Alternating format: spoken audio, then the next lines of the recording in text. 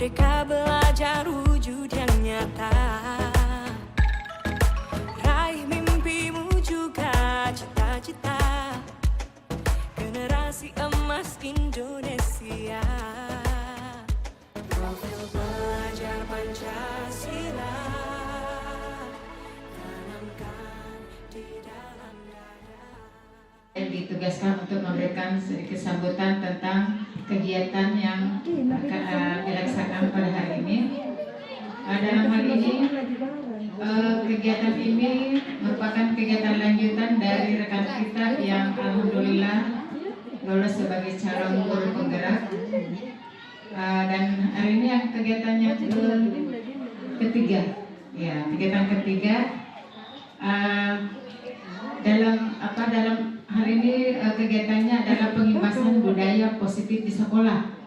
Ya, dari judulnya saja kita ya bagus sekali kita lihat pengimbasan budaya positif di sekolah. Berarti sebentar kita akan mendapatkan informasi tentang apa saja yang hal-hal yang positif yang misalnya nanti bisa kita aplikasikan di sekolah kita sehingga bisa memberikan dampak yang baik kepada anak-anak kita semua. Baik Bapak Ibu Guru, tidak banyak akan saya sampaikan. Mudah-mudahan kegiatan ini akan berlangsung selama 1 jam ke depannya, Bu ya. Selama 1 jam ke depan kita bisa mengikuti dengan baik. Marilah kita bekerja sama untuk memotivasi rekan kita sehingga dia bisa sampai kepada finalnya nanti dan berhasil. Dan mudah-mudahan kedepannya rekan-rekan kita yang lain akan menyusul insyaallah. Ya. Baik Bapak Ibu, untuk mengepisahkan waktu dengan membacakan Bismillahirrahmanirrahim kegiatan ini kita buka. Ya, saya serahkan kembali kepada moderator. Ya, terima kasih Bu atas sambutannya. Selanjutnya langsung saja kita persilahkan kepada Ibu Jumasia untuk memaparkan kegiatannya pada hari ini. Kepada Ibu kami persilahkan.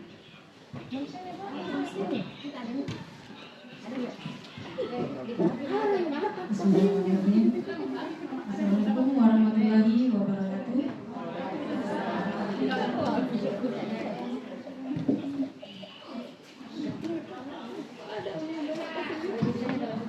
Alhamdulillahirrahmanirrahim. Yang terhormat Bapak Kepala UPTSLB Negeri Dataran nomor 4 Kepulauan Selayar, yang terhormat Dewan Guru, Bapak Ibu Guru yang saya hormati dan saya sangat banggakan. Alhamdulillah saya bisa hadir di sini memaparkan menyampaikan materi insya Allah 1 jam ke depan. Dan pula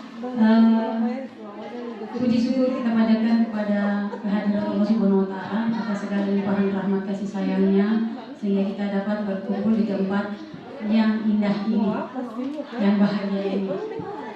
Salam dan salawat kita aturkan kepada junjungan kita Nabiullah Nabi Muhammad SAW. Semoga dengan seringnya kita bersolawat di akhirat nanti kita mendapat salawatnya. Baik Bapak Ibu Guru, serasa ingin berdiri sebenarnya karena saya suka bergerak. Tidak enak kalau ini.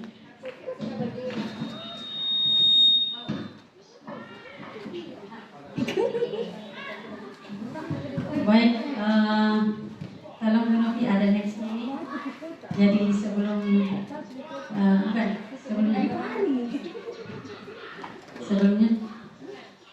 lagi. Ini. Bismillah. Jadi sebelumnya kita adakan kesepakatan belajar. Dan ini sebenarnya sama juga di kelas sebelum pembelajaran. Jadi kita belum masuk materi inti, kita adakan dulu kesepakatan belajar. Jadi sama model diskusi atau model pemaparan atau materi apapun kita upayakan ada kesepakatan belajar dulu sebelum masuk pembelajaran. Jadi di sini yang pertama itu, jadi bisa sambil dibaca saya juga sampaikan. seluruh peserta memiliki kesempatan untuk berpendapat, berpikiran terbuka dan saling menghormati. Jika ada satu peserta berbicara, maka peserta yang lain mendengarkan. Berpendapat setelah dipersilakan, berpartisipasi penuh dan mengikuti sesi kelas dengan perasaan yang gembira. Barangkali masih ada yang perlu ditambahkan dari kesepakatan pertemuan kita kali ini. Ya. Oh ya, mungkin ini yang penting. Handphonenya bisa di silent atau bisa disimpan dulu. Tidak usah dimatikan, tidak usah dinonaktifkan karena biasa ada info masuk apa. Yang penting, bagaimana nih Bapak Ibu? Kita sepakat handphonenya disimpan dulu. Boleh? Ya, jadi kesepakatan pertemuan kita sudah ada 6 poin ditambah 1 poin handphonenya di silent. Apalagi Bu yang bisa kita jadikan kesepakatan pertemuan? Cukup ya? Saya kira komplit. Masih ada? Oh iya, angkat tangan atau minta izin kalau mau keluar. Jadi ini sama dengan pembahasan di kelas.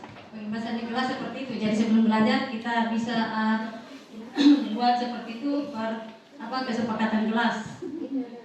Jadi alhamdulillahirobbilalamin ternyata disepakati Bu ya. Alhamdulillah. Tembak bareng. Ya, silakan.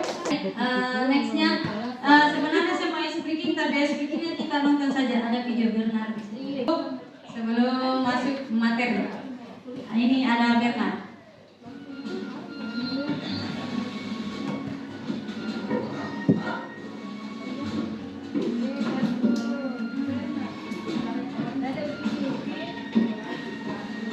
Bisa diganti kartunnya.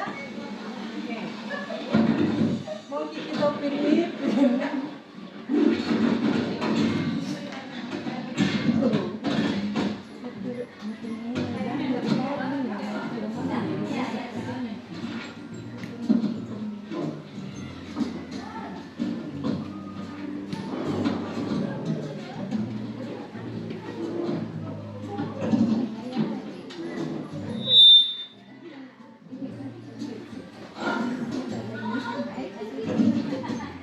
Jadi penampilan itu perlu, percaya diri itu perlu.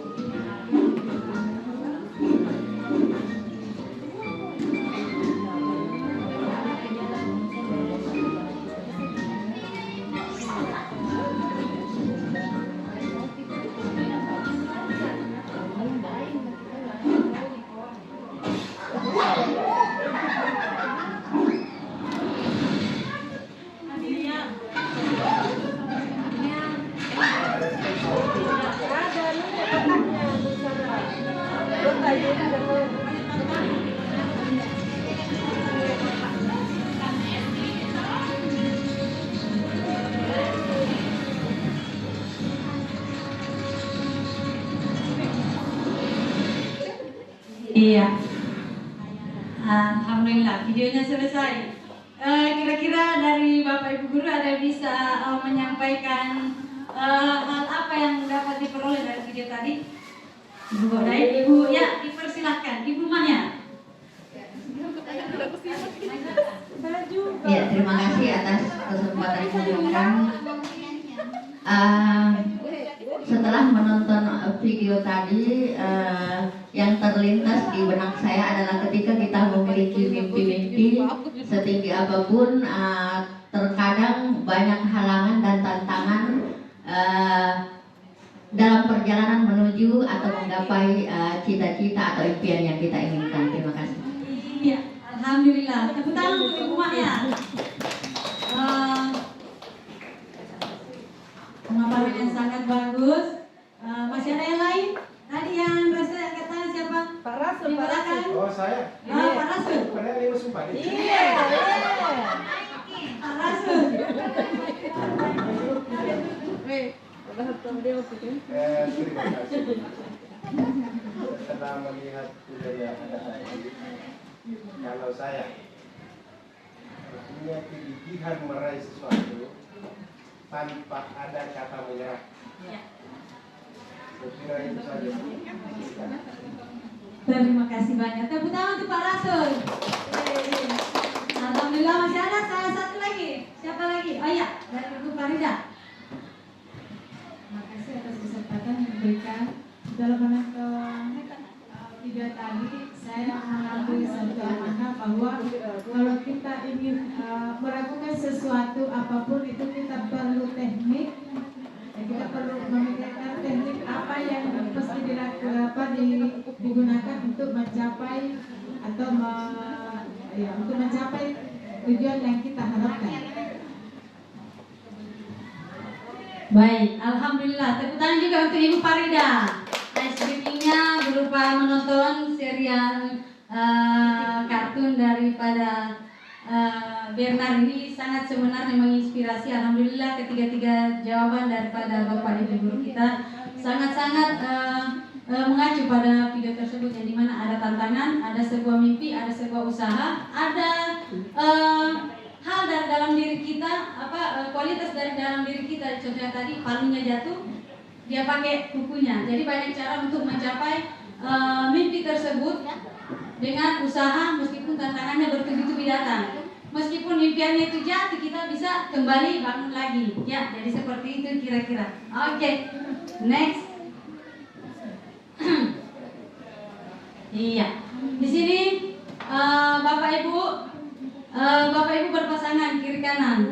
Ada pasangannya kiri kanan, saya A dan B, A B A B. Jadi silakan Bapak Ibu mencari satu pasangan. Di sini tugas Bapak adalah yang tugas A mengepal tangan.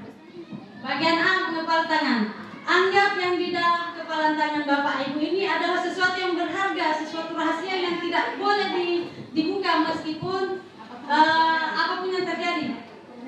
Mau cara kasar, cara lembut, mau disogok, apa yang jelas ini yang dia juga harus berusaha bagaimana caranya dibuka. Dan silakan, saya kasih waktu 1 menit. Silakan berpasangan. Contoh A di sini. Silakan berperan A dan B. Mau digeser, mau dilembut, dirayu, dibujuk, digombal. Ada usaha bagaimana caranya. Kalau dia mau ya, bisa. Kalau tidak ya nanti. Bagaimana? Ada yang berhasil? Oke, waktu selesai. Ada yang berhasil membuka? Tidak ada. Alhamdulillah tidak ada. Jadi meskipun ditawari uang, mau secara kekerasan, mau lembut, tawari jabatan, kalau atau memang kita berpendirian pada keyakinan kita bahwa kita yakin dengan apa yang kita miliki, kita pertahankan hal yang baik, kecuali hal buruk buang saja. Oke, next ini ya. Jadi apakah Anda atau B membuka kepalan tangan? Jadi sebenarnya yang mengontrol diri kita itu kita sendiri, yang menentukan posisi kontrol kita itu dalam kegiatan ini. Sungguh siapa yang memegang kendali kontrol untuk membuka atau menutup kepalan tangan adalah diri kita sendiri. Iya, next. Jadi itu sebenarnya contoh daripada keyakinan. Nah ini filosofi Ki Hajar Dewantara. Jadi di sini menurut Ki Hajar Dewantara, tujuan pendidikan adalah menuntun segala kodrat yang ada pada anak untuk mencapai keselamatan dan kebahagiaan yang setinggi-tingginya manusia maupun sebagai manusia maupun sebagai anggota masyarakat. Ki Hajar Dewantara menekankan bahwa proses pendidikan harus sesuai dengan kodrat alam dan kodrat zaman. Sehingga pendidikan itu selalu kekinian dan tidak ketinggalan. Maksudnya kodrat alam ini kodrat yang dimiliki anak, bawaan anak dari lahir. Kita ini seorang guru cuma menebarkan garis yang anak-anak sudah bawa. Contohnya garis mereka masih terputus-putus, mereka sudah punya kodrat dari awal, karakter dari awal. Kita sisa menebarkan garis yang terputus-putus itu, bagaimana ke depannya sehingga anak kita bisa mendapat kebahagiaan setinggi-tingginya baik dari segi prestasi pendidikan dan sebagainya. Kalau kodrat zaman itu seperti penyesuaian. Kita berada di zaman era 21, abad 21. Anak-anak terutama guru sebenarnya kita harus lebih mengedukasi lagi diri kita pada abad 21 ini IT. Jadi kita tidak tertinggal karena ilmu itu siswa bisa dapatkan dari IT. Mereka bahkan bisa mengakses lebih dulu dari kita. Tetapi karena karakter, contoh, teladan itu yang akan diberikan kepada anak kita. Saya kira itu. Next. Ya, ini pembahasan kita kali ini konsep inti budaya positif. Di sini ada 8. Yang pertama itu perubahan paradigma belajar, kedua disiplin positif, 3 nilai-nilai kebajikan, 4 kebutuhan dasar manusia, 5 motivasi perilaku manusia, 6 posisi kontrol guru, 7 keyakinan kelas, 8 segitiga restitusi. Dan kita akan bahas. Dan inilah yang selama 2 bulan saya pelajari di pendidikan calon guru penggerak. Jadi ini sudah ada 8 materi. Jadi ini ada juga keterkaitan sebenarnya dengan IKM, implementasi kurikulum merdeka. Next. Ya, yang pertama pembelajaran yang paradigma baru. Jadi di sini kita mengacu pada profil pelajar Pancasila, yang dimana elemennya itu ada beriman dan bertakwa kepada Tuhan Yang Maha Esa, berkebinekaan global, gotong royong, kreatif, bernalar kritis, mandiri, dan itu adalah 6 dari elemen profil pelajar Pancasila. Pembelajaran paradigma baru merupakan pembelajaran yang dirancang berdasarkan prinsip pembelajaran berdiferensiasi, sehingga para murid belajar sesuai kebutuhannya. Jadi garis besarnya berdiferensiasi itu adalah teknik belajar atau sesuai kebutuhan murid kita. Yaitu tadi yang sering-sering kita gaungkan sekarang IKM menyesuaikan dengan kebutuhan anak. Sebenarnya ada penjabarannya. Insyaallah nanti katanya akan dilaksanakan sama Ibu Bida, karena saya belum pada ranah ke sana, masih proses pembelajarannya juga. Jadi intinya di sini psikologi modern untuk mewujudkan profil pelajar Pancasila. Next. Ya, di sini miskonsepsi tentang teori kontrol. Teori kontrol di sini maksudnya paradigma kita terhadap murid, yang dimana ilusi guru mengontrol murid, ilusi bahwa kritik dan membuat rasa bersalah mampu menguatkan semua penguatan positif efektif dan bermanfaat, ilusi bahwa orang dewasa berhak memaksa. Nah, di sini kita diberikan pilihan yang mana yang bagus, yang mana yang akan dilaksanakan, yaitu dengan mengubah paradigma stimulus respon ke pendekatan teori kontrol. Jadi perbedaannya antara stimulus respon dengan teori kontrol, kalau di stimulus respon itu sifat bawaan alami, yang dimana biasanya penekanannya pada hukuman, harusnya sebenarnya konsekuensi. Jadi di sini kalau di stimulus respon kita itu realistis, kebutuhannya kita disamakan, padahal sebenarnya kita beda. Ya, jadi bedanya itu di teori kontrol realistis dan berbeda, karena setiap manusia, setiap orang itu berbeda. Kemudian semua orang melihat hal yang sama. Kalau di teori kontrol setiap orang memiliki gambaran yang berbeda. Kemudian di stimulus kita mencoba mengubah orang lain agar berpandangan sama dengan kita. Kalau di teori kontrol itu kita berusaha memahami pandangan orang lain tentang dunia, karena adanya perbedaan tiap manusia. Nah, kemudian perilaku buruk dilihat sebagai satu kesalahan. Kalau di teori kontrol semua perilaku memiliki tujuan. Jadi setiap kegiatan, setiap apapun yang diambil keputusan apapun pasti ada tujuan. Kalau di hukuman itu kita pasti ke arah perilaku itu dianggap sebagai suatu kesalahan. Kemudian orang lain bisa mengontrol saya, contoh tadi. Tetapi karena kita punya keyakinan teori kontrol, Anda tidak bisa mengontrol, hanya Anda yang bisa mengontrol diri Anda. kemudian Anda tidak bisa mengontrol orang lain. Kalau di stimulus, saya bisa mengontrol orang lain. Anggapan kita seperti itu, kalau kita tidak mau berkembang. Makanya kadang orang kena penyakit karena ingin memaksakan apa yang dia kehendaki harus dilaksanakan orang lain. Padahal mereka tidak melihat situasinya seperti apa. Kemudian pemaksaan ada pada saat rujukan gagal. Kalau di kontrol, kolaborasi dan konsekuensi menciptakan pilihan-pilihan baru. Jadi selalu ada jalan setiap masalah, selalu ada jalan setiap masalah, selalu ada cara mencari cara baru. Cara A tidak enak, cara B lagi, cara C kita cari enaknya bagaimana. Jadi selalu menuju arah positif. Ya. Kemudian model berpikir kalau di stimulus itu responnya kalau menang. Pokoknya kalau menang terimbas pada kekecewaan kalau ada menang kalah. Tapi kalau di teori kontrol modelnya berpikir menang, bagaimana saya kalau jatuh, menang, bangun lagi, jatuh, menang, bangun lagi. Nah, seperti itu. Next. Di sini kita masuk materi kedua, disiplin positif. Disiplin berasal dari kata disiplina yang artinya belajar. Kalau di sini disiplin mengacu pada disiplin diri yang memiliki tanggung jawab terhadap apa yang dilakukan berdasarkan nilai-nilai yang diyakini. Disiplin positif merupakan salah satu cara penerapan disiplin yang bertujuan untuk menumbuhkan kesadaran serta memberdayakan peserta didik tanpa imbalan, penghargaan atau reward, ancaman atau hukuman.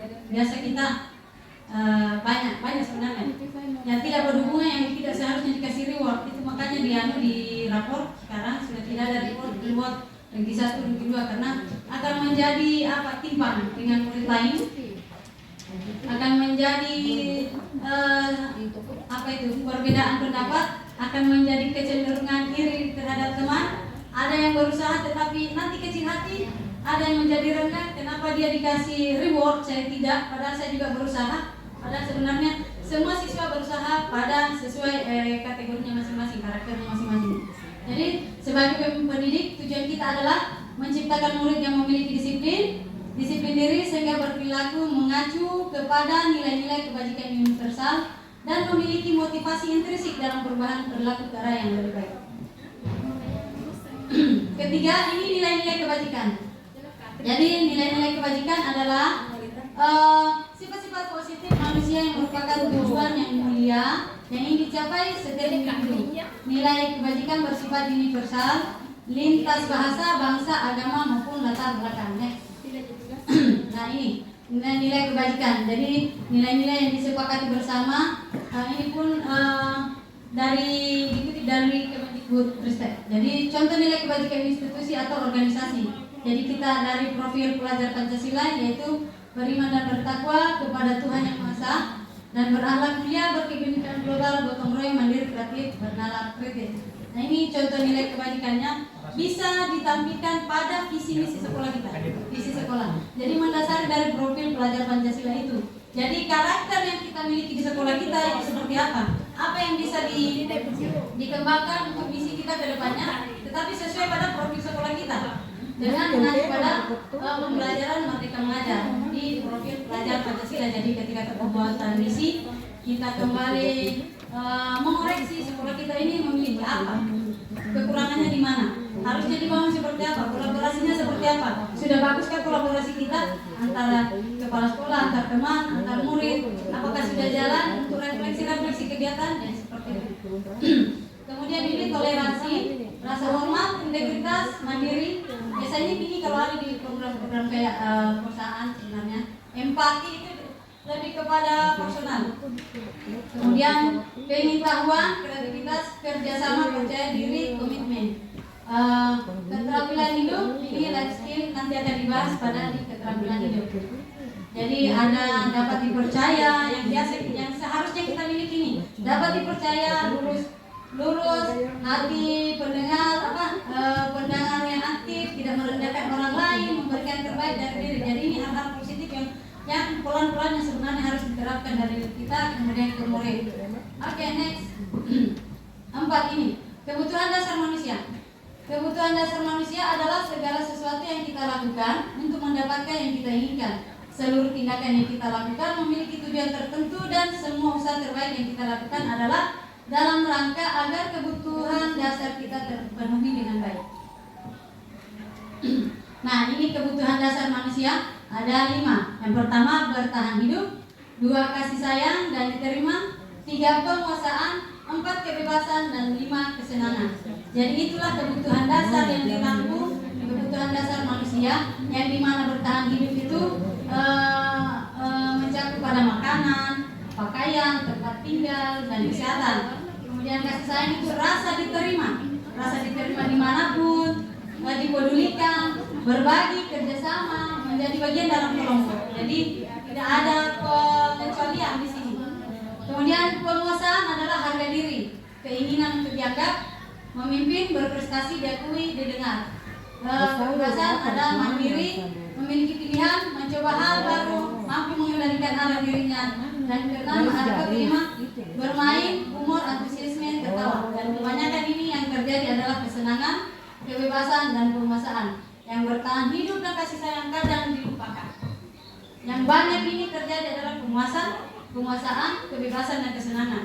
Padahal yang penting utama itu 2, bertahan hidup dan kasih sayang. Kalau fondasi yang kedua ini sudah oke, yang 3 itu sudah ikut dengan senang. Next. Contoh kasus, ada Bu Ambar, guru wali kelas 8A di SMP Pelita Hati. Jadi ini contoh kasus di sekolah. Namanya Dion. Beberapa kali anak ini terlambat datang dan banyak teman-teman mengeluh karena Dion ini sering minta dengan paksa, ambil dengan paksa makanan daripada teman-temannya. Jadi banyak yang mengeluhkan, bagaimana ini Bu? Jadi apa yang Anda lakukan? Menurut Anda kira-kira apa alasan dia melakukan itu? Jadi yang digali itu apa yang pertama dilakukan ketika menghadapi kasus? Dilakukan dulu, digali dulu. Jadi kalau kebanyakan banyak yang lalu-lalu pengalaman, banyak teman-teman guru atau di sekolah lain begitu. Ketika dihadapkan pada masalah, dan saya juga sementara proses belajar seperti itu, langsung marah. Padahal sebenarnya kita gali dulu, anaknya ini kenapa, apa alasannya, kenapa. Jadi kita gali dulu latar belakangnya kenapa dia melakukan itu. Bisa jadi tidak sarapan di rumah atau tidak ada orang di rumahnya. Nah sebenarnya yang dia perlukan apa di situ? Kasih sayang. Ketika dia ngobrol kita face to face atau perseorangan gitu, kita harus gali dari awal. Jangan langsung ke inti masalah, tetapi pada penyelesaian masalahnya. Jadi kalau langsung ke inti masalahnya, anak bisa grogi, malah sembarang jawab, malah ngawur, malah menceritakan hal-hal baru yang buruk, malahan biasa dengan alasan-alasan bohong. Kan kita tidak bisa mendapatkan kejujurannya kalau seperti itu. Tetapi kalau didekati secara individu, bisalah. Mudah-mudahan dengan cara ini kita bisa memperlakukan anak lagi lebih baik, dan murid juga bisa lebih murid juga bisa lebih menghargai gurunya sebagai orang tua di sekolah kita. Next. Kemudian merujuk pada situasi yang sedang dihadapi Bu Ambar di atas dalam konteks penegakan disiplin positif. Jadi ada tanda kutip disiplin positif. Jadi semuanya karena positif. Ibu Ambar sebaiknya mencari tahu apa alasan dia melakukan tindakan tersebut agar mengetahui kebutuhan mana yang sedang berusaha dipenuhi dia. Di sini kebutuhan apa yang dipenuhi? Yang dari 5 tadi itu.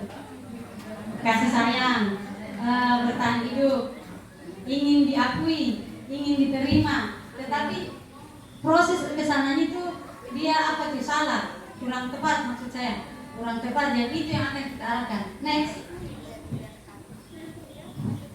Oke, ini motivasi perilaku manusia. Kita dikategorikan 2 motivasi.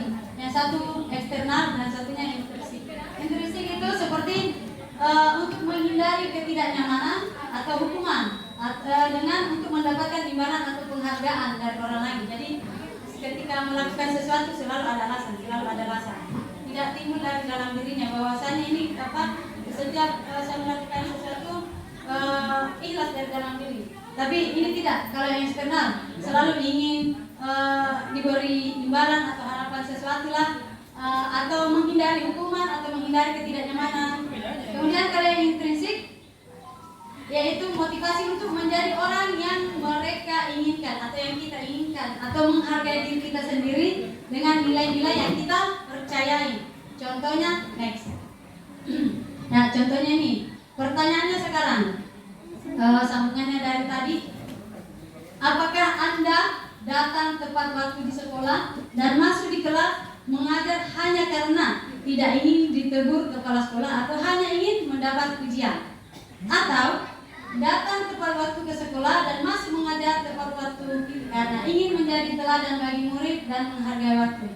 Yang mana ini Ibu? Posisinya Ibu di mana nih? Posisi 1 atau posisi 2? Oke. Siapa di posisi 1 angkat tangan? Jangan sampai. Jangan sampai karena takut ditegur kepala sekolah akhirnya mau datang. Oh ada katanya di posisi 1. Manusiawi. Jadi itu sebenarnya makanya dipaparkan di sini supaya kita bisa saling mengingatkan. Saya kan besok saya cepat kita datang ujung kita selalu terlambat tidak apa-apa. Asal menurutnya yang spesifik ke arah yang lebih baik kan untuk kemajuan sekolah juga. Kalau kita berkualitas, sekolah juga berkualitas, murid juga berkualitas. Oke, next. Kemudian ini yang terakhir. Bila di sekolah kita tidak ada peraturan yang mengharuskan guru datang terlambat dan tidak ada atas yang memuji, apakah Bapak Ibu akan datang tepat waktu masih di kelas mengajar? Yakin? Yakin? Alhamdulillah, jangan sampai buntut. Ya, jadi ikhlas dari sudah ikhlas Bu, ikhlas karena tanggung jawab kita, karena memang sudah dari dalam diri kita yang dari awal. Ibu bagaimana nih? Saya melemparkan sebuah pertanyaan dulu. Ibu menjadi guru itu alasannya apa? Ada yang bisa angkat tangan? Resen, menjadi guru itu alasannya apa? Ada? Ada yang bisa angkat tangan? Ya silakan Ibu didapati. Masya Allah, 1. Ada lagi? Tema dong. Gimana tepuk tangannya? Tidak meriahnya. Yang meriah dong. Yang di belakang? Alasannya menjadi guru. Ibu mana? Karena saya ingin membagikan ilmu yang saya pernah. Masya Allah. Sungguh. Iya, sungguh mulia. Intinya selalu ingin menjadi memberikan manfaat untuk orang lain, berbagi hal-hal baik, mencerdaskan bangsa. Memang nggak sampai menjadi guru karena keterpaksaan. Guru ini pekerjaan yang paling mulia. Iya, next. Ya, ini dari rangkuman tadi ada 3 macam pembagiannya, yaitu model hukuman, 2 model konsekuensi, 3 model restitusi.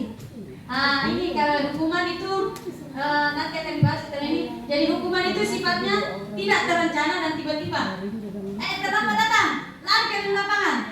Tidak ada hubungannya lari ke lapangan dengan terlambat datang. Kecuali PJOK ada kesepakatan kelas. Kalau terlambat kita 10 menit, konsekuensinya lari. Dia berkesinambungan antara PJOK dengan lari. Karena memang sebelum pemanasan kami di PJOK lari dan siswa yang lain pun sudah melakukan kegiatan itu, jadi dia wajib lari dulu untuk masuk. Sebenarnya itu masih pada konsekuensi, tapi kalau orang yang awam menganggap itu adalah hukuman. Nah beda kalau yang terlambat datang sekolah langsung lari ke lapangan basket 2 keliling. Nah itu tidak sama, tidak berkesinambungan. Oke, kemudian murid tidak tahu apa-apa, murid tidak tahu apa yang akan terjadi dan tidak dilibatkan. Kemudian berupa hukuman fisik. Jadi sifatnya di sini hukuman bisa fisik, bisa psikis. Yang parahnya kalau psikis, kalau fisik masih bisa ditahan, kalau psikis ini yang parah. Bisa anak-anak jadi kecewa, trauma dengan adanya hukuman, akhirnya tidak mau datang ke sekolah, takut. Yang ini juga, yang kadang penugasan, ibu tidak mengerjakan PR siswanya muridnya. Ketika didapati dia tidak mengerjakan PR, malah dikasih lagi PR yang dengan jumlah yang lebih banyak lagi, kerjakan sampai 100 kali. Itu hukuman, bukan konsekuensi. Malah memberatkan anak yang 10 soal saja tidak bisa, ditambah lagi 100 soal, malah semakin stres.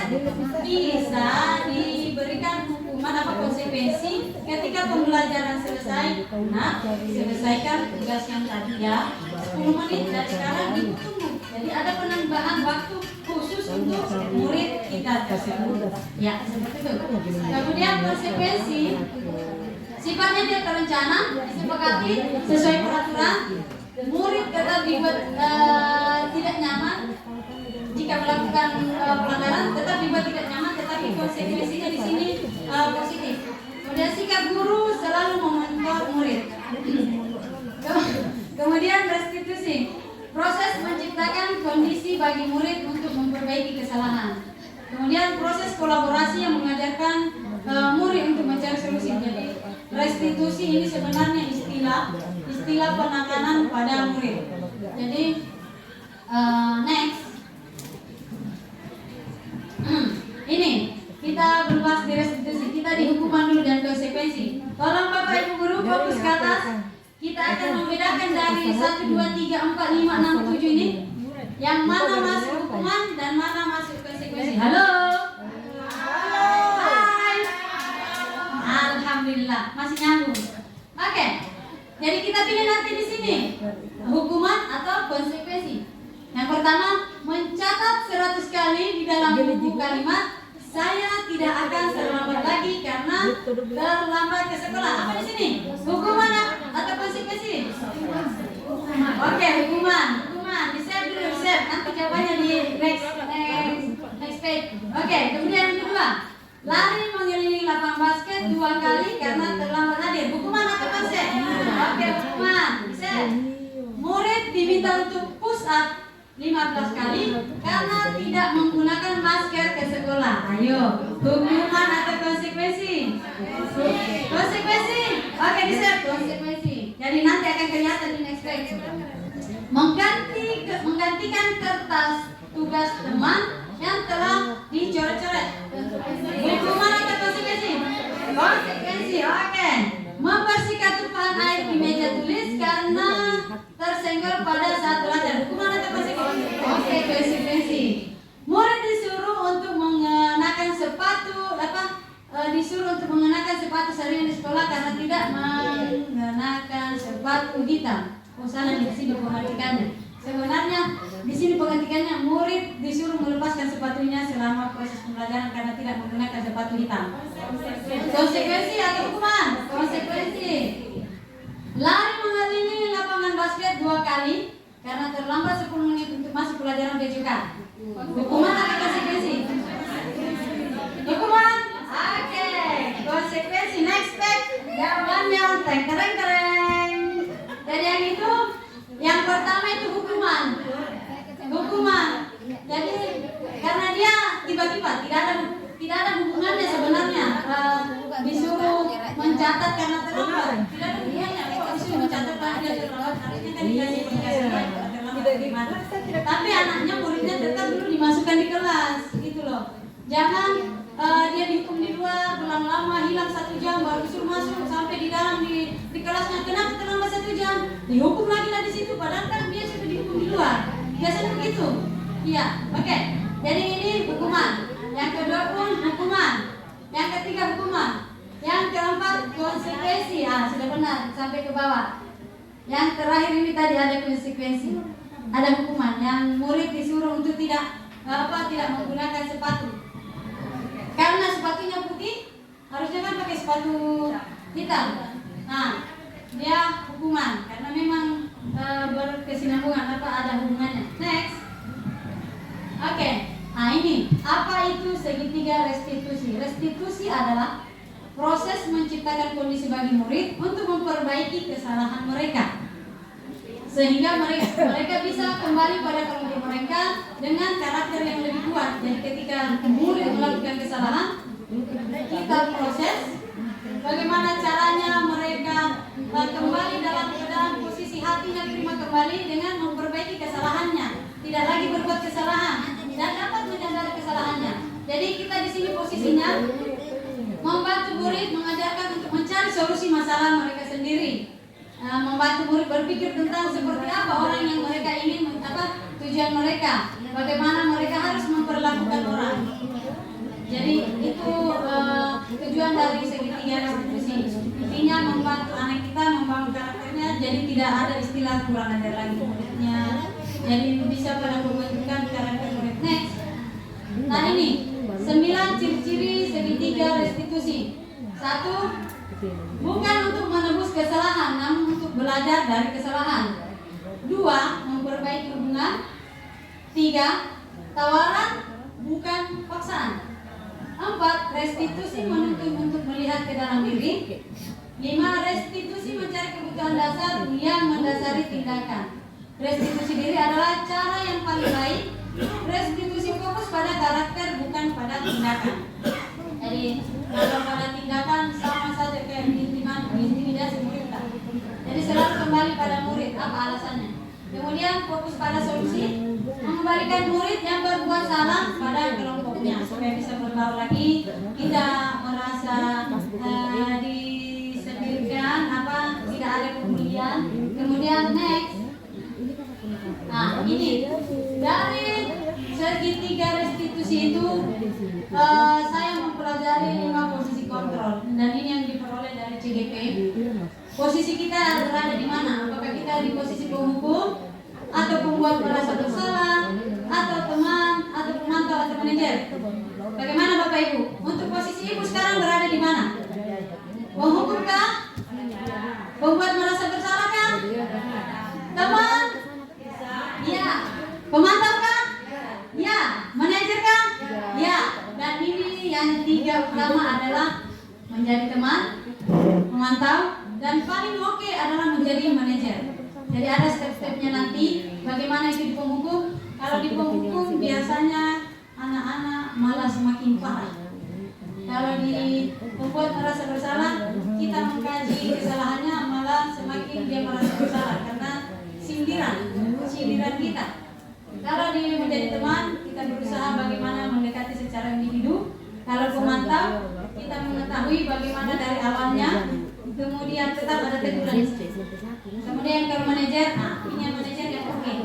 Dari awal kita gali dari awal apa penyebabnya, apa alasannya, kemudian disampaikan lagi penyelesaiannya, hal apa yang bagusnya untuk menyelesaikan masalah itu, apa tindakan yang seharusnya kita lakukan untuk menyelesaikan. Next. Jadi ini contoh penerapan 5 posisi kontrol. Posisi penghukum, contoh kasus. Siswanya disuruh hormat pada bendera selama 1 jam. Itu posisi kontrol penghukum. Kemudian kalau posisi pembuat merasa bersalah, tegurannya begini.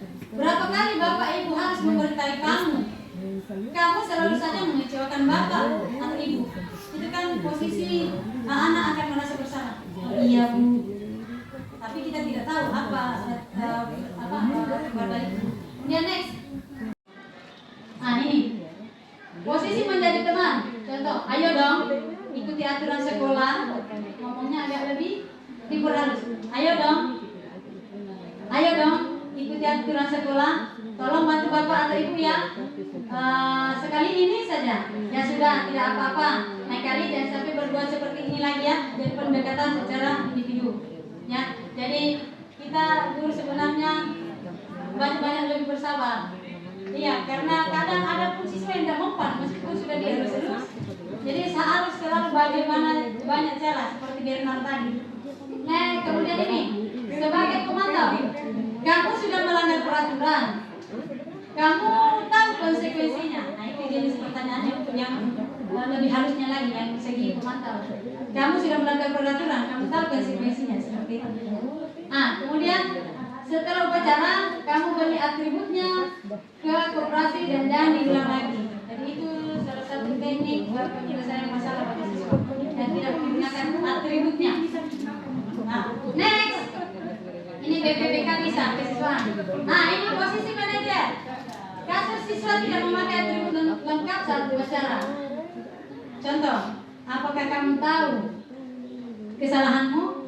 Jadi anak yang disuruh menyelesaikan masalah, apakah kamu tahu kesalahanmu? Bisa jawab ya tidak, atau bisa jawab iya Bu, saya tadi tidak menggunakan atribut. Nah, kemudian ditanya lagi, kira-kira bagaimana kamu memperbaiki kesalahanmu? Kira-kira bagaimana kamu memperbaiki kesalahanmu? Kan dia yang disuruh mencari solusinya. Dengan sendirinya kita kontrol itu pemikirannya. Oh iya Bu, dengan cara seperti ini mungkin saya bisa minta tolong sama orang tua. Next, video yang tadi. Kita akan nonton 3 jenis video 5 jenis posisi penghukum yang itu ini benar. Jadi kita akan menyimak, silakan disimak di sini sangat-sangat membantu kita sebenarnya, Open. Ini sangat-sangat membantu kita dalam proses penanggulangan masalah murid. Jadi ada 5 cara. Ibu mau memilih cara mana? Menghukum, membuat merasa bersalah. Positif restitusi, salah satu program yang dikembangkan adalah Ini yang ditonton tadi. Ada beberapa sidang menyimak. lima positif kontrol dalam restitusi adalah proses perjalanan seorang pendidik agar dapat mengenali dirinya. Pada video kali ini, kita akan membahas tentang 5 posisi kontrol yang dikembangkan oleh Diane Dawson dan contoh penerapannya.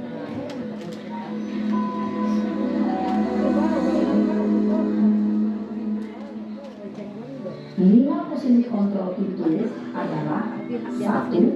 Posisi penghukum, 2. Posisi pembuat merasa bersalah, 3. Posisi teman, 4. Posisi pemantau atau monitor, dan 5. Posisi manajer.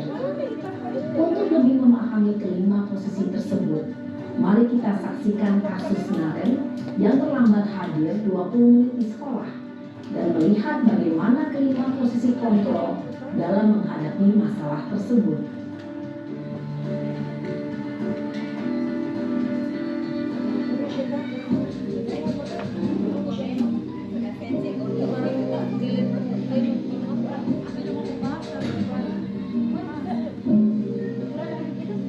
Naren, sini kamu. Selamat pagi, Bu. Selalu terlambat. Kamu deh, pasti terlambat. Maaf, Bu. Saya Apa? Apa coba? Alasan kamu apa lagi? Kapan sih kamu tidak terlambat? Ada yang merasa begini? Kalian kamu jadi anak. Ada? saya Dasar pemalas. Jadi ada pilihan. Ada 5 jenis penyelesaian. Sana, Kita ambil kamu latihan pilih terbaik. lapangan basket 2 kali. kenapa saya harus pilih lapangan basket, Bu? Kenapa? Kamu melawan ibu. Berani-beraninya jawab. Ada yang merasa? Sudah terlambat, masih berani jawab pula. Celek-celek diri ya. Sekarang keliling lapangan basket 5 kali sekalian. Biar kapok. Cepat. Pergi sana ke lapangan basket. Posisi penghukum biasanya berbicara dengan nada tinggi, menghardik, menunjuk-nunjuk, menyakiti, dan menyindir. Hukuman bisa berupa fisik maupun psikis. Ibu dan bapak guru hebat. Dampak yang terjadi pada murid ketika guru berada pada posisi penghukum adalah murid cenderung akan memberontak, bahkan menyimpan dendam.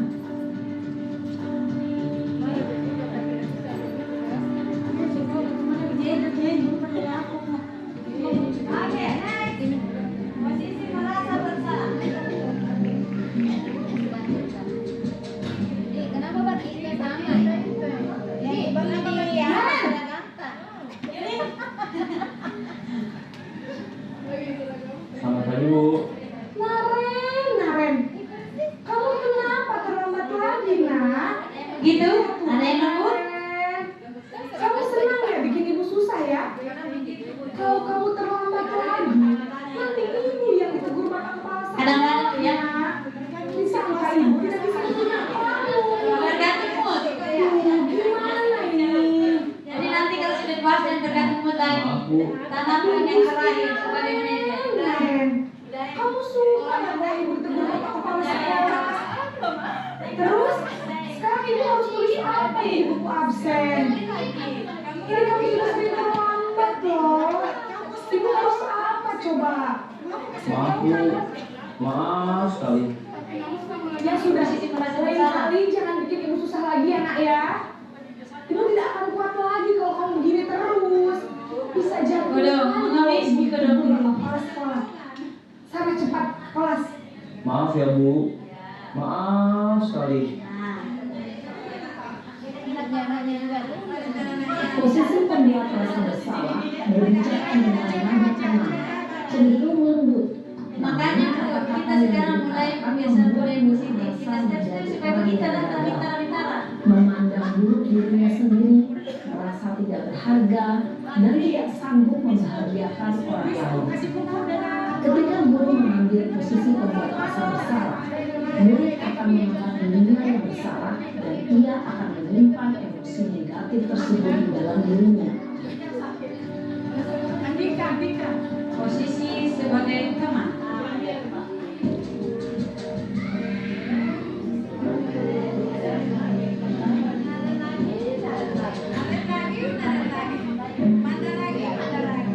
Naren,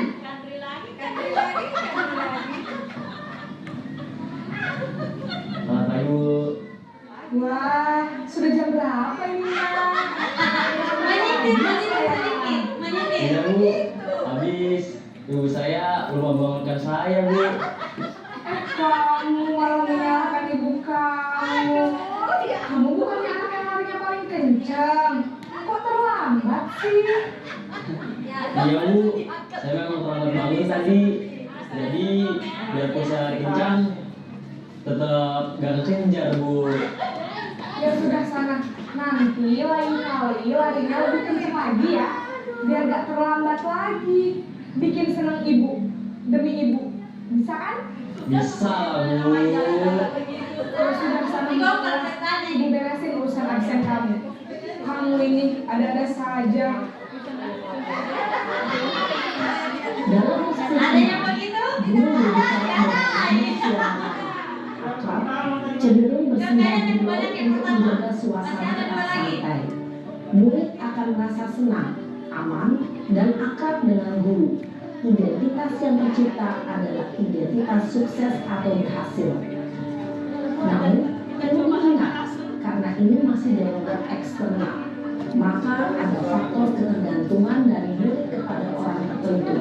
Di sini guru absennya, sehingga di lain waktu murid bisa berperilaku baik, namun hanya kepada orang-orang tertentu saja. Di sini dia bisa memilih guru. Ada guru yang dia suka, ada yang tidak suka. Itu efeknya.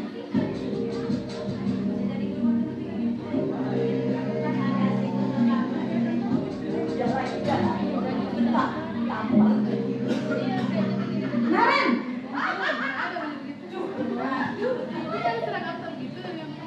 Selamat pagi Bu.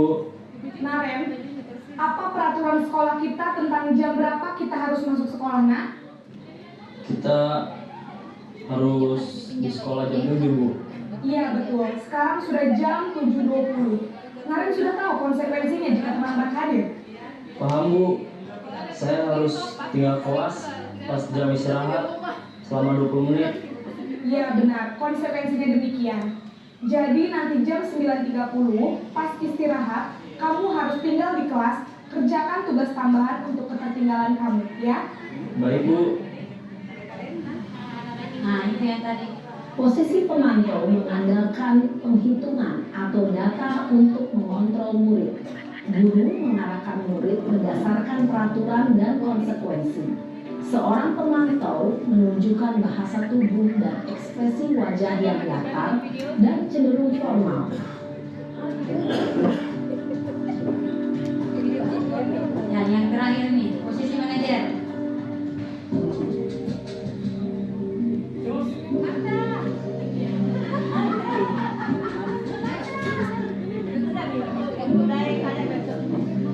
Naren, Ada lagi. Selamat pagi Bu. selamat pagi Naren.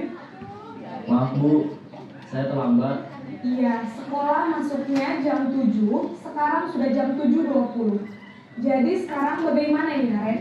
Maaf Bu, saya lupa setel alarm saya semalam. Baiklah, menurut kamu, keyakinan sekolah yang mana yang perlu kamu tingkatkan? Menghargai diri sendiri dan orang lain mungkin ya Bu. Setuju. Jadi, apakah Naren meyakini prinsip saling menghormati tersebut? Iya Bu, saya meyakininya. Apakah Naren bersedia memperbaiki masalah keterlambatan ini? Bersedia Bu. Bagaimana kamu akan perbaiki masalah keterlambatan ini? Saya akan coba untuk tidak lupa menyetel alarm saya Bu. Baik, kalau Naren lupa menyetel alarm di rumah, ada orang yang kira-kira bisa bantu mengingatkan tidak? Ada Bu, kakak saya, Kak Emma. Ada lagi selain Kak Emma? Selain Kak Emma, ada ibu saya. Baik, jadi yang mengingatkan Naren adalah Kak Emma dan ibu kamu ya? Kira-kira akan mulai setel alarm kapan nih Naren? Setelah pulang sekolah, akan segera saya lakukan. Baik, jadi Naren akan setel alarm untuk bangun besok pagi dan akan diingatkan oleh kakak dan ibunda Naren ya. Ada lagi yang mungkin perlu dilakukan Naren agar tidak terlambat bangun lagi? Tidak ada Bu. Baik Naren, terima kasih untuk kerjasama kamu. Sekarang kamu perlu kembali ke kelas untuk belajar. Baik Bu, terima kasih. Posisi manajer adalah posisi kontrol yang disarankan untuk membimbing murid memiliki sikap disiplin yang positif, yaitu murid yang mandiri, bertanggung jawab, dan dapat memecahkan masalah. Tujuan dari posisi ini adalah agar murid dapat berefleksi atas tindakannya.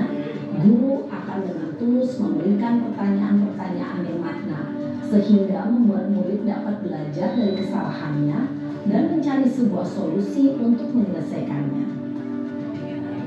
Ibu dan Bapak guru hebat, setelah Ya, jadi kita sudah menyimaknya. Halo.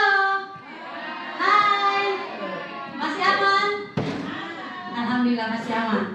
Jadi tadi sudah diperlihatkan 5 posisi kontrol. Yang manakah kita? Apa sekarang masih ada di posisi 1? Masih. Posisi 2 masih. 3? Masih. 4? Belum ya. 4 dan 5 ini rata-rata belum. Jadi yang disarankan kita di posisi 5, posisi manajer, menggali masalah, mencari solusi, memberikan kesempatan peluang bagi anak untuk mencari solusinya sendiri dengan menggunakan kalimat pemantik, yaitu tadi. Jadi ini posisi kontrol apakah aku? Kamu tidak pernah benar melakukannya. Posisi apa tuh? Tadi yang dari 5 tadi tuh. Saya mau kasih pertanyaan pemantik. Kamu tidak pernah benar melakukannya. Nah, di mana kita berada? Posisi mana? Posisi mana? Iya.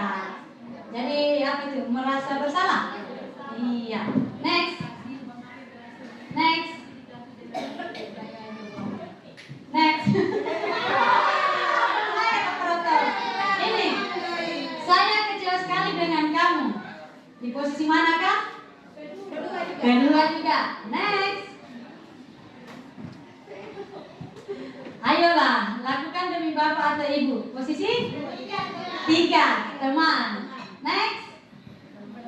Kamu tidak pernah mendapat nilai jika tidak mengerjakan tugas. Pemantau. Next. Nah, ini keyakinan kelas. Mengapa harus keyakinan kelas? Jadi tadi kita sudah selesai di 4 tadi itu. Jadi kita kembali lagi di posisi kelima ada kata keyakinan kelas. Diingat tadi waktu posisi video, keyakinan kelas mana yang kamu ingin penuhi?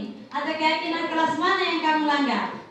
Jadi keyakinan kelas itu adalah mengapa keyakinan kelas? Next. Mengapa keyakinan kelas? Bukan peraturan saja atau tata tertib.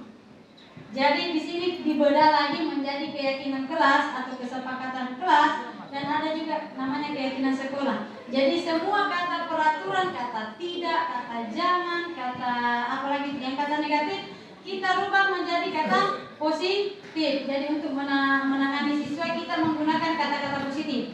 Jangan datang terlambat.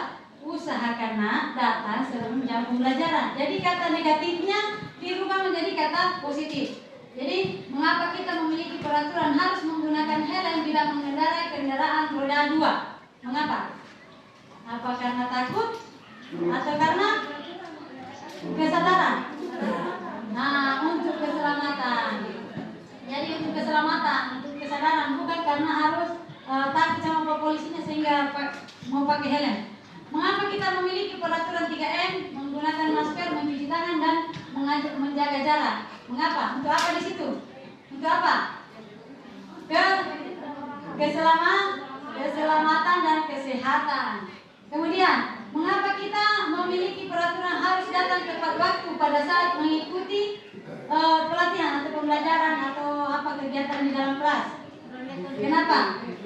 Karena ronde kedua. Karena keyakinan dari dalam diri kita, tanggung jawab yang dimiliki sehingga kita melakukannya dengan ikhlas. Jadi untuk mendukung motivasi intrinsik, jadi kita kembali lagi dengan tadi, kita hubungkan lagi motivasi intrinsik yang lahir dari dalam diri kita sendiri, dari nilai-nilai atau keyakinan-keyakinan yang lebih menggerakkan seseorang dibandingkan mengikuti serangkaian peraturan-peraturan. Karena ketika kita dihadapkan dengan peraturan-peraturan, pasti ada hal-hal yang akan dilanggarlah, sedikit begini, sedikit lagi, nanti lagi menuju kelas, nanti lagi ada sedikit. Next. Jadi pembentukan keyakinan kelas seperti ini. Kemarin saya sudah pembentukan keyakinan kelas, ada video.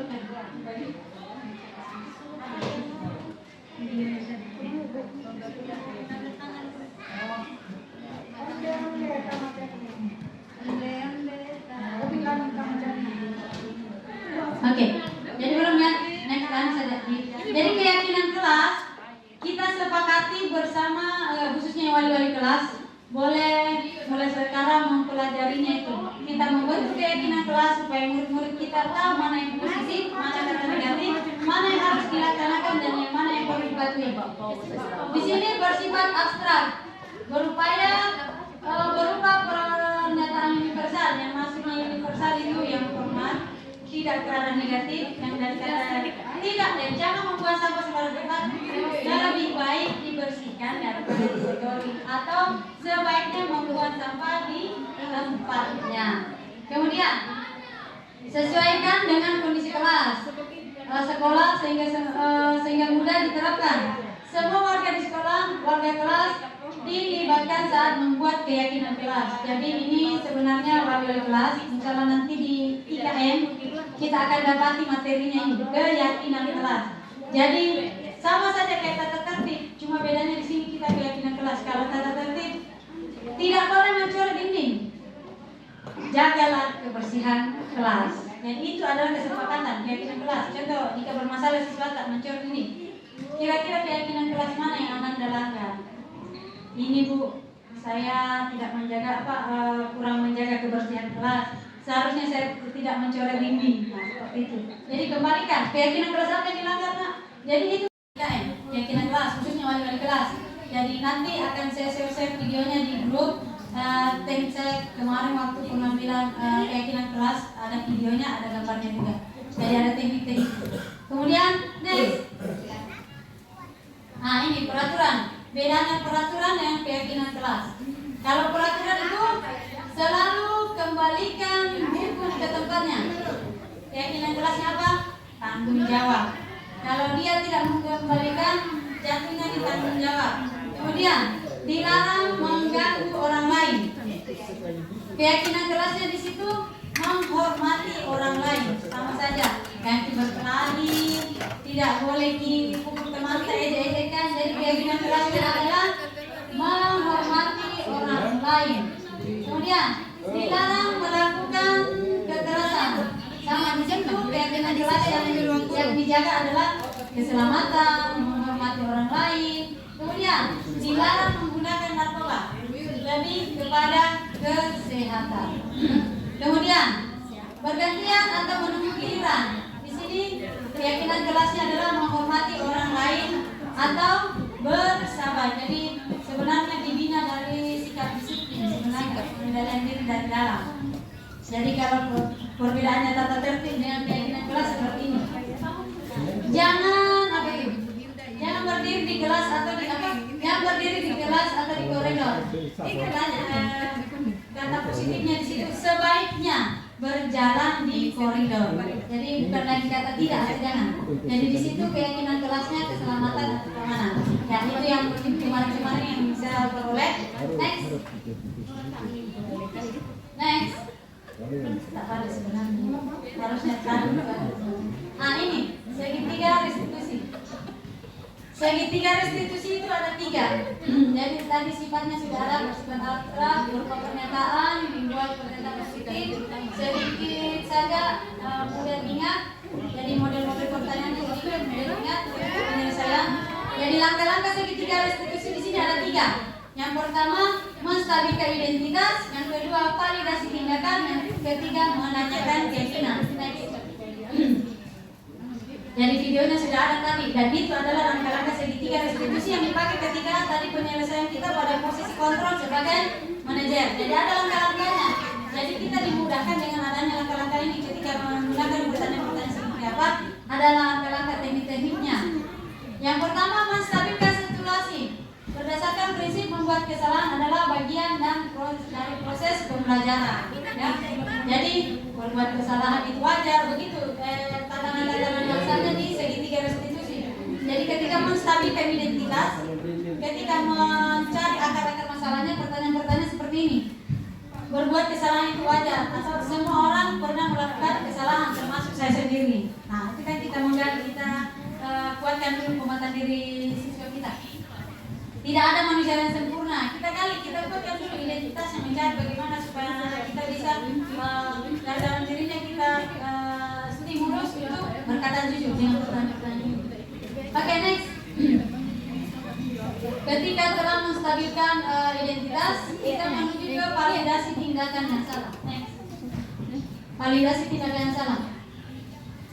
Validasi tindakan. Nah ini, jadi kita setelah identifikasi, kita validasi tindakan yang salahnya. Kamu pasti punya alasan mengapa melakukan itu. Jadi kita validasi. Nah, iya, alasannya begini. Padahal kamu kan bisa melakukannya lebih dari itu. Kita respon lagi.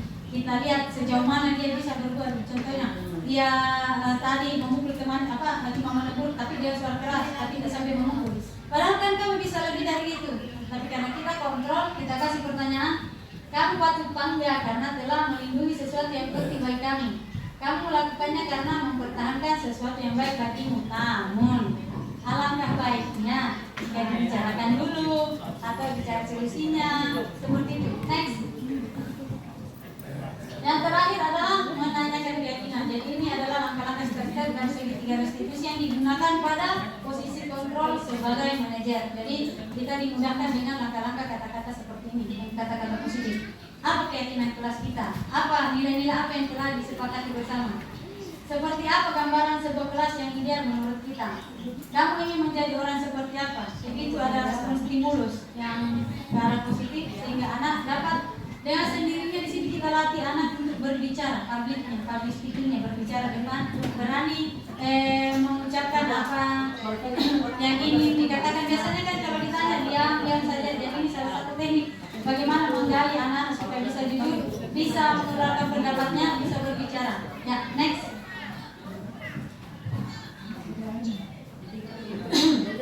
Nah, ini sudah pada sampai akhir di penutup. Sebenarnya sebelum di penutup ini ada video yang sempat saya buat kemarin pada penugasan saya di istilahnya demonstrasi kontekstual. Jadi di situ saya mengambil 2 kasus. Ada video kita ada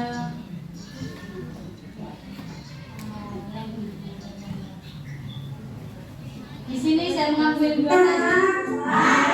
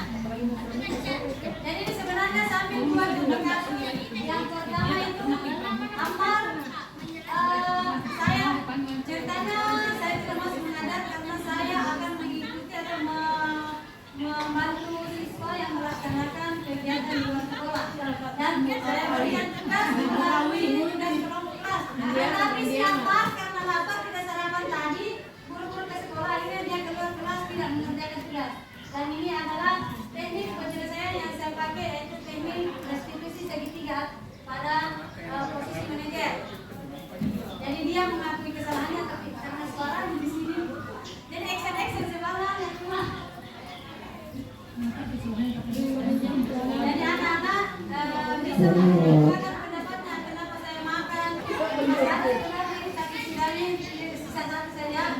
Jadi intinya di sini ada 8 komponen dan yang terakhir itu kita jalankan untuk bagaimana caranya kita bisa menjadi posisi manajer dengan budaya positif, keyakinan kelas, motivasi belajar. Jadi nanti itu pun akan dibahas.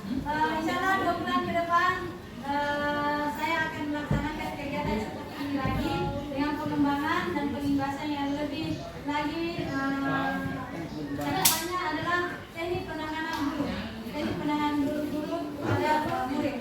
Jadi sebenarnya masih banyak kekurangan dalam diri saya dalam pemaparan materi ini.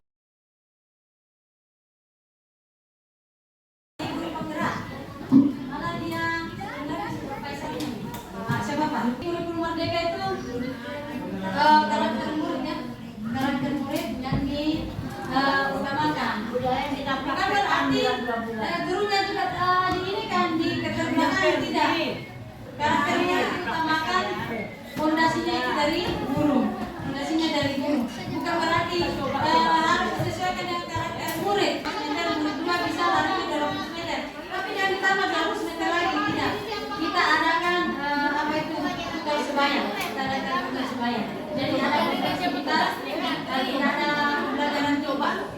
Masing-masing dapat materi, masing-masing makanya tidak ada lagi penilaian yang satu ribuan, tidak ada lagi perbedaan. Jadi nanti akan dibahas dan nanti kita sampai di sana. Sekian dan terima kasih. Lebih dan kurangnya mohon dimaafkan. Terima kasih sudah hadir pada acara kegiatan yang saya laksanakan. Terima kasih banyak kepada Ibu Farida selaku wakil dari kepala sekolah, Ibu Nani yang telah membantu saya, Ibu Novi, dan semuanya saya ucapkan terima kasih banyak terhingga terutama mekanis yang paling handal, Pak Farid. Tepuk tangan dulu Pak Farid. Assalamualaikum warahmatullahi wabarakatuh. Salam guru penggerak. Aku memilih apa yang kau suka. Merdeka belajar wujud.